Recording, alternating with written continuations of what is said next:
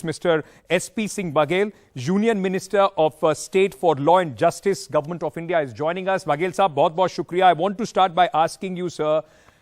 Derek O'Brien was just telling us that this is unique, that the government this time, we used to see this, the opposition, in fact, coming together and trying to disrupt the parliament when their voice was not heard. The government, which is absolute power, an absolute majority in the parliament, अब वही सरकार ने संसद नहीं चलने दे रहे.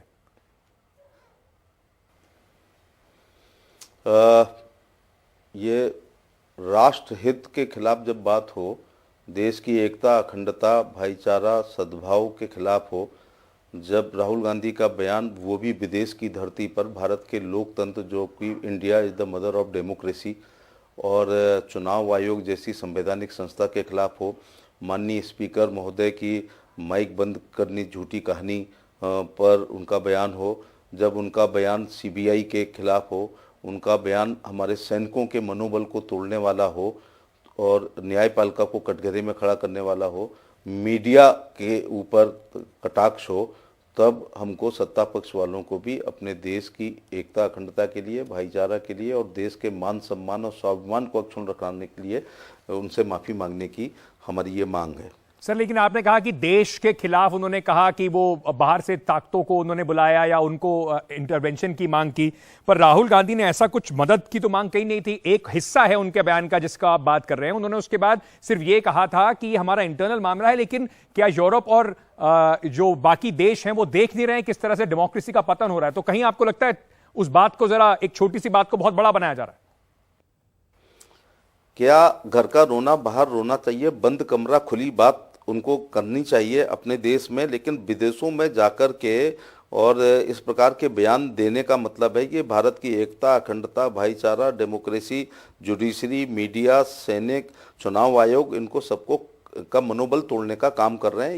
ये ठीक नहीं है. उनके मुंह से ये सब शोभा नहीं देते. वो एक जिम्मेदार आदमी है और वो अगर बड़े दिल से भी टुंड्रा प्रदेश या साइबेरिया से भी माफी मांग लें, अगर वहां भी हैं, तो ये गतिरोध समाप्त हो जाएगा.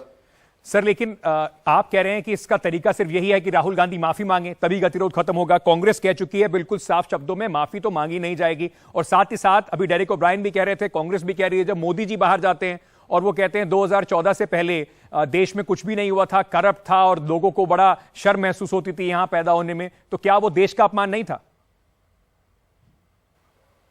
47 से 52, 52 से 57 से 62, 67, 69, 74, 77, 80, 84, 89, 91, 96, 98, 2004 तक की मोदी जी कभी बात नहीं करते हैं, ना आलोचना करते हैं. मोदी जी पिछले 10 साल, जो 2004 से 14 मनमोहन सिंह जी ने सरकार चलाई थी और 14 से 24 आया नहीं है, 10 साल और ये 9 साल की जब हम तुलना करते हैं तो कई गुना हमारा विकास होता है, चाहे रेलवे का हो या एयरपोर्ट का हो या मेडिकल कॉलेजों का हो. हम 80 करोड़ लोगों को 5 किलो गेहूं और चावल मोदी जी फ्री में दे रहे हैं. शौचालय लोगों पे नहीं था, सड़क पे बैठा करते थे, आज इज्जत घर उनको दिया है. तो ये तमाम ऐसी योजनाएं हैं जिसकी वो हम अपना तुलनात्मक अध्ययन करते हैं कि एनडीए यूपीए में पर डे कितने किलोमीटर बनते थे, आज कितने किलोमीटर बन रहे हैं, तब हवाई अड्डे कितने थे, आज हवाई अड्डे कितने हैं, तब हमारा आज हम G20 की अध्यक्षता कर रहे हैं. ऐसे समय पर ये इस प्रकार के बयान जो है वो भारत को, आज मोदी जी छुट्टी नहीं लेते हैं, करप्शन पर जीरो टॉलरेंस से काम कर रहे हैं. भारत वैश्विक राजनीति में दबदबा हो रहा है, 5 ट्रिलियन से 10 ट्रिलियन की तरफ जा रहे हैं. पर कैपिटा इनकम दुगनी हो गई है. 2047 में जब हम 100 साल मना रहे होंगे तब हम पक्का सुपर पावर होंगे, मैं रहूं या ना रहूं. तो ये क्या घबराए हुए हैं? मतलब कांग्रेस कह रही है कि आप घबराए हुए हैं, आप कह रहे हैं कांग्रेस घबराई हुई. लेकिन मैं थोड़ा सा, क्योंकि आप minister of law and justice भी हैं, state union minister of state, मैं आपसे दो चीजों पर बड़ा और फटाफट आपसे जवाब चाहूंगा. सेम सेक्स मैरिज को लेकर सरकार ने अपना हलफनामा सुप्रीम कोर्ट में दायर किया है. अब जब डीक्रिमिनलाइज हो चुका है ये पूरा मामला, लोगों को अधिकार है और वो कोई क्रिमिनल मामला नहीं है, तो सरकार इसके विरोध में क्यों है सर? देखिए, जुडिशरी हमारी इंडिपेंडेंट है और भारत के संविधान में कार्यपालिका, विधायिका, न्यायपालिका की सीमाएं और लक्ष्मण रेखाएं बहुत स्पष्ट है. मैं उस पर कोई कमेंट नहीं करना चाहता. किरण रिजिजू साहब ने कल बहुत स्पष्ट कहा है. लेकिन हमें भारत की सभ्यता, संस्कृति, धर्म, आध्यात्म, रीत रिवाज, परंपराओं के बारे में भी सोच के चलना चाहिए. एक और जो सवाल है वो उठ रहा था कि जिस तरीके से सुप्रीम कोर्ट और सरकार के बीच में रशाकशी चल रही है, थोड़ी तनाव चल रहा है, चाहे कोलिजियम सिस्टम को लेकर हो, और उसके बाद सुप्रीम कोर्ट का जो अभी डिसीजन आया, हिस्टोरिक डिसीजन आया इलेक्शन कमिश्नर्स के अपॉइंटमेंट को लेकर, क्या सरकार के लिए वो सेटबैक नहीं है?